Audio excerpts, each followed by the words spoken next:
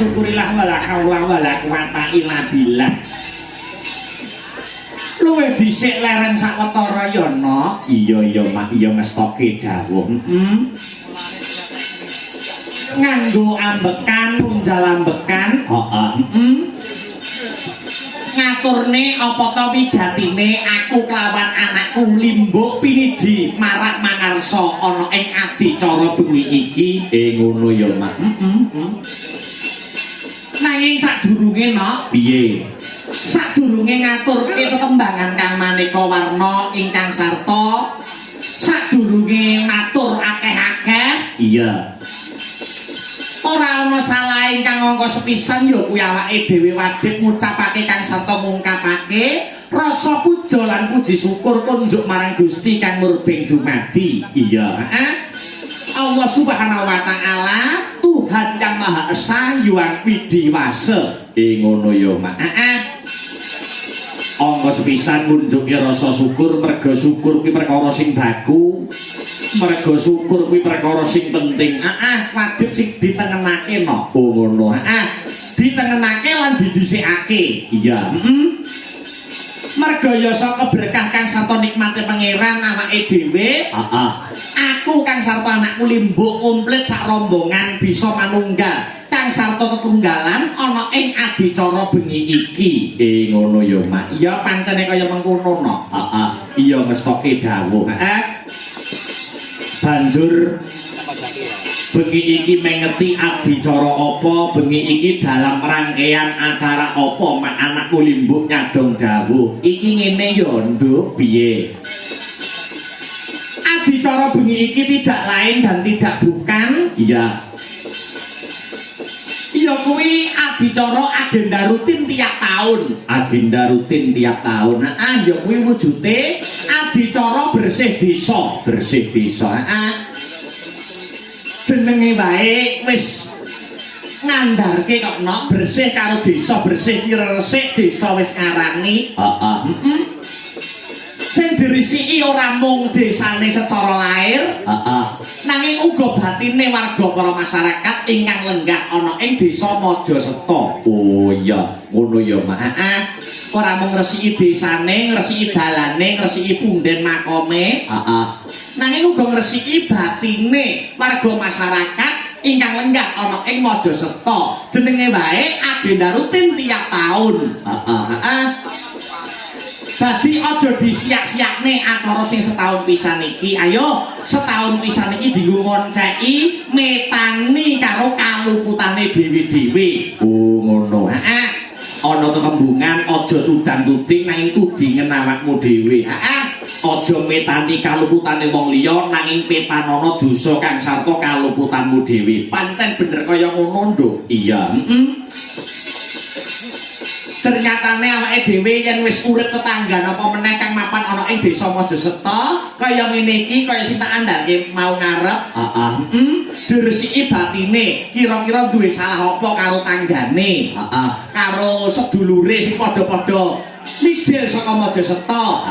Disuwunke pangapura, merga kuwi termasuk hak tanggan njaluk pangapura akur. Urip rukun, guyub rukun, gotong royong. Oh ngono ya, Mak. Jadi dalam rangkaian adicara rutin, agenda rutin tiap tahun, acara tahunan ya kuwi bersih desa. Kang mapan ana ing Majaseta ngene iki mengajarkan beberapa nilai-nilai yang berdampak positif. Nilai-nilai gotong royong, persatuan dan kesatuan. Ora bedake suku, ras, golongan, partai, budaya kang sarta agama, nanging yen wis nakani adicara bersih desa setahun pisan kaya ing bengi iki kabeh padha cipta rasa budi kelawan karsa manunggal nyawiji dadi siji. Oh ngono. Pegawean abot disangga bareng-bareng Pak insyaallah dadine bakale enteng. Ngono, Mak. Iya. Mula wis sak wajibe lan sak trepe ya, Mak. Wis sak wajibe lan sak trepe yen awake dhewe ya kuwi ngaturke panuwun kang tanpa pepindhan. Terima kasih yang sangat banyak. Ya pancen bener kaya ngono, Nduk. Kunjuk marang Bapak Lurah, Bapak Kepala Desa ingkang winungku kinurmatan, ingkang lenggah mapan wonten ing Majaseta yen mboten klentu pepunden kula Bapak Jarwo. Oh ngono. Iya ngestoke dawuh. Kang sarta sedaya panitia yang ikut andil mensukseskan adicara bengi iki lan uga ngaturke panuwun sing tanpa upama dumateng seluruh lapisaning masyarakat ingkang lenggah mapan wonten ing Majaseta ingkang boten saged kula sebataken setunggal mbaka setunggal ngono ingkang sampun paring kapercayan ya kanggo awake dhewe sakanca ya Sanggar Seni Astabrata mijil saka Jalan Master Ganung Kidul Kadipaten Nganjuk supaya paring ngelipur paring hiburan ana ing bengi iki iya ngestoke dawuh ngaturke panuwun nampa kapercayan ki abot abot mula kudu digawe sak bener-benere kudu digawe sing sak becik-becike iya ngestoke dawuh pancene kaya mengkono ternyatane awake dhewe sowan ana ing laladan Majaseta ki ora mung marambah kaping pisan niki ning yen ora kleru awake dhewe wis ping 3 ngono ya terakhir 2 tahun kepungkur awake dhewe ya sowan ana ing Majaseta kene alhamdulillah tahun 2020 iso kembali menjalin silaturahmi merekatkan tali persaudaraan awake dhewe kanca-kanca saka Sanggar Seni Astabrata kelawan para warga masyarakat sedulur-sedulur pepunden-pepunden kang mapan ana ing Majaseta ya kebak barokah kok Nduk iya alhamdulillah apa meneh dawe ngagama sing tau tak sinaoni sok sapa sing seneng nyambung tali silaturahmi ngraketke tali ning paseduluran iya Pak insyaallah bakal dijembarke rezekine amin didawake apa sing dadi umure amin Allahumma amin pancen sing disuwun kaya mangkono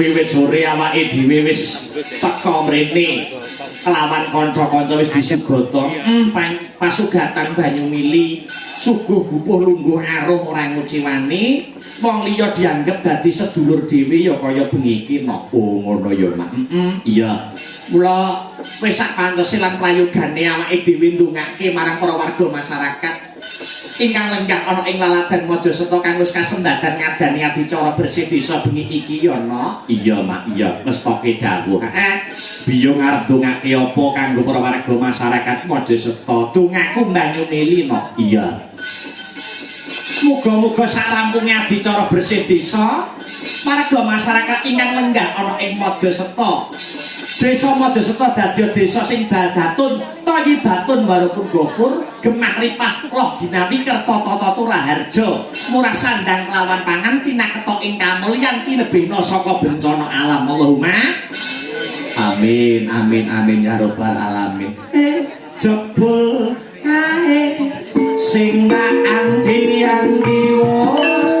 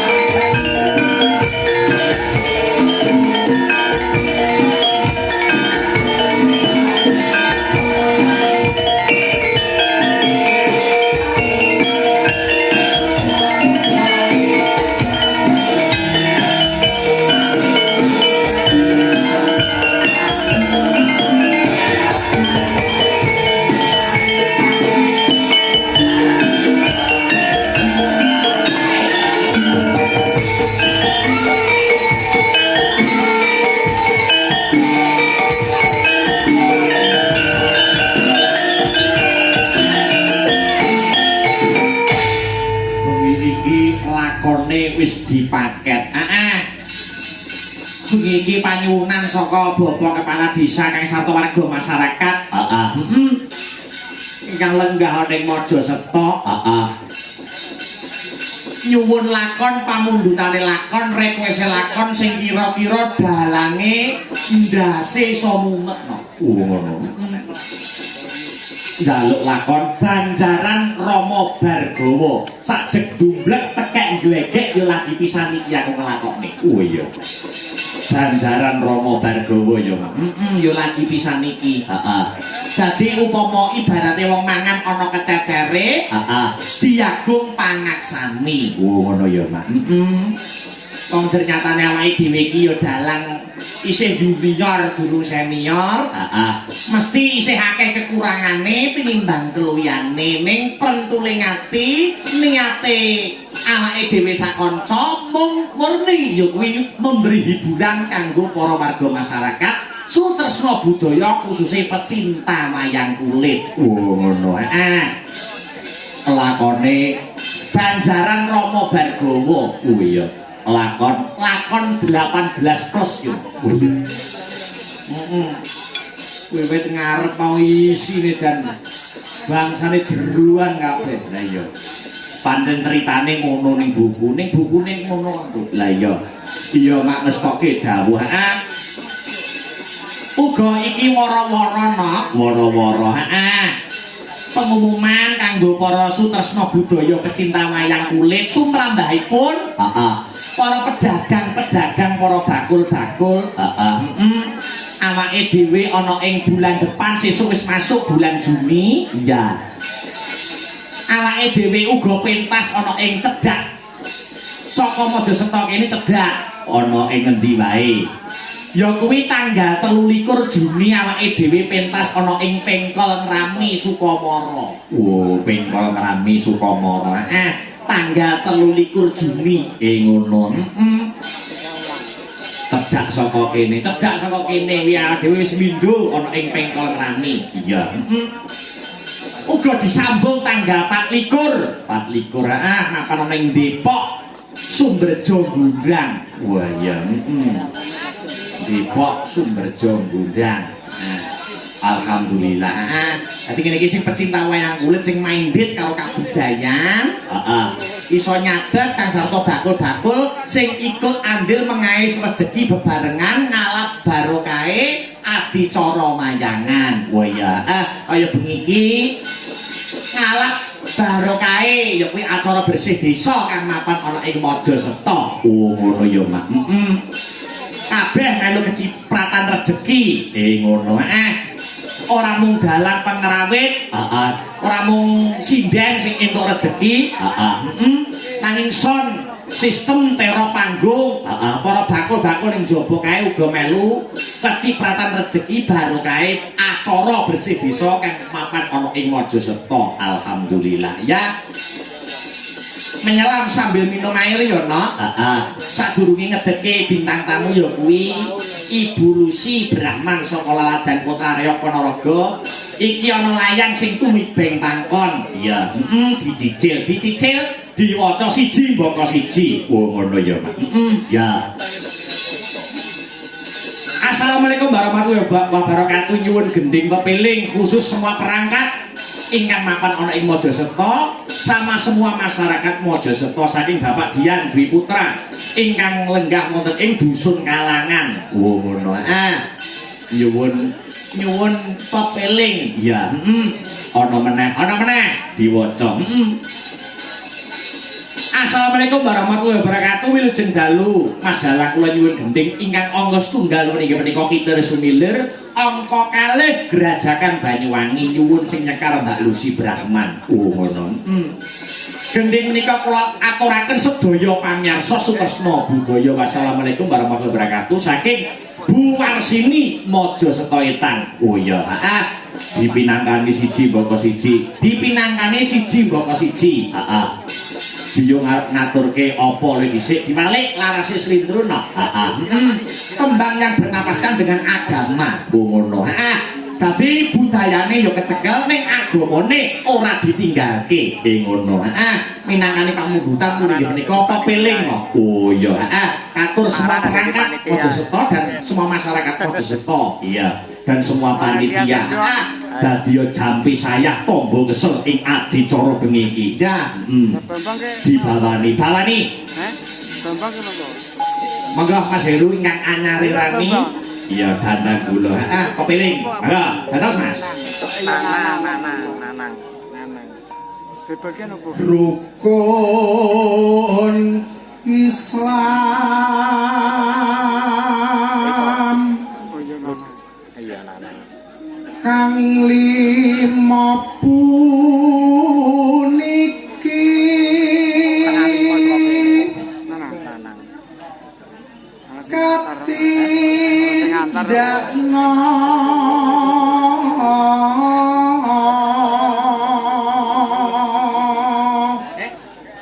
mring para sasama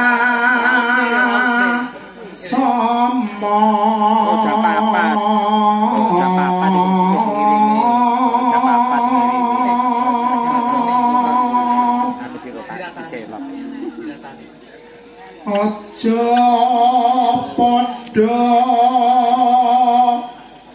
ditinggalke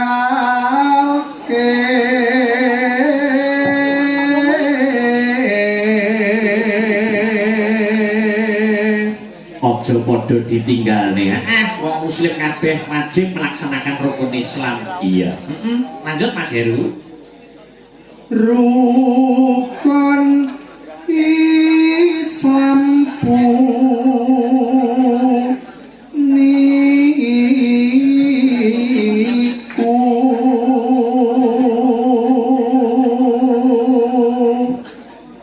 sahadate kang angka siji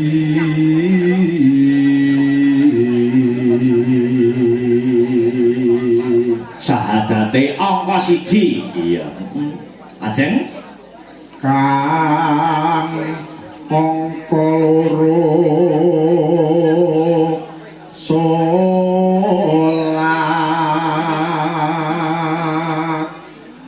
dene kang telu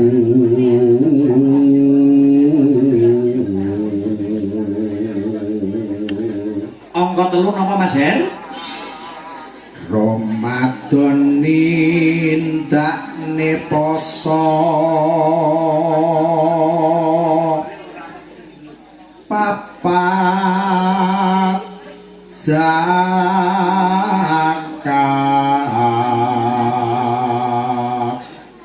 ping 5 ngibadah haji Yen sedaya sampun ditindake tegesipun rukun Islamipun kepripun Mas Her? rukun Islam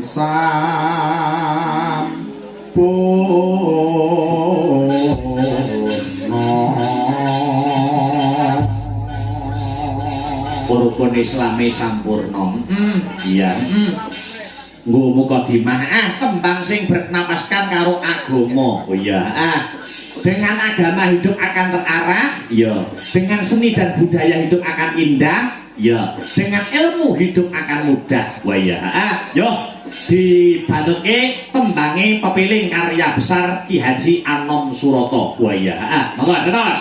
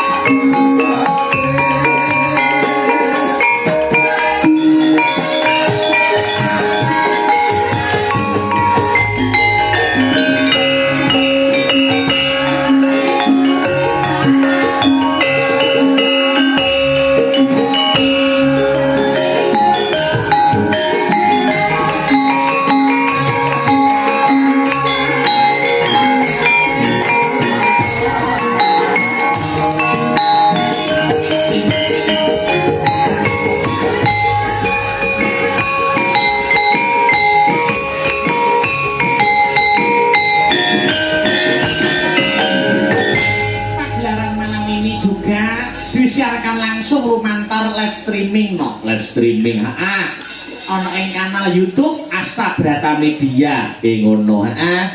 Dadi sing daleme adoh utawa tebih Iya. iso memantau mirsani lumantar channel YouTube Asta Brata Media ana ing HP-ne dhewe-dhewe. Oh ngono ya, Mak. Pancen kaya mengkono. Iya. Dadi iki sing kepareng ndongake warga Mojoseto ora mung awake dhewe, ora mung warga Mojoseto, ora mung priyayi saka Jaban Rangkah kang teko ana ing lokasi, Ora no. iya. Iki sing ndongake warga Mojoseto sing wis kasembadan ngadani adicara bersih desa, Iya. uga seluruh lapisane masyarakat, seluruh pecinta budaya, pecinta wayang kulit ingkang memonitor lumantar channel YouTube Asta Brata Media. Iya. Alhamdulillah kebak barokah. Iya. Uga iki mau disusul Disusul sapa? ya kuwi komunitas pecinta wayang WMC. WMC. Wayang Mania Community dengan slogannya siapapun dalangnya yang penting wayangannya. Wayang. Oh ngono. Dadi ora fanatik ning salah satu dalang. WMC kuwi. WMC no. Dadi arep nonton dalang A wis nggawa sangu dhewe-dhewe. Arep nonton dalang A ora arep dalang A kae kudu padha kaya dalang B. Iya. Arep nonton dalang B ora arep dalang B kae padha karo dalang C dan seterusnya. Oh ngono ya, Mak. Dadi sing penting padha-padha duweni niat lan ancas ngrembakake seni lan budaya wabil khusus wayang kulit. Pancen kaya mengkono no. Matur nuwun Mas Karno dan teman-teman. Iya. So awake dhewe yo ngalor bulan Juni yo ning daerah Cepu Blora, Tuban, Daerah WMC nggih. Iya. engko mampir kanca-kanca WMC ya. Ya, saiki sing dianti-anti kudu dadi bukti, sing diantu-antu kudu lumaku. Oh ngono. Heeh. Iya.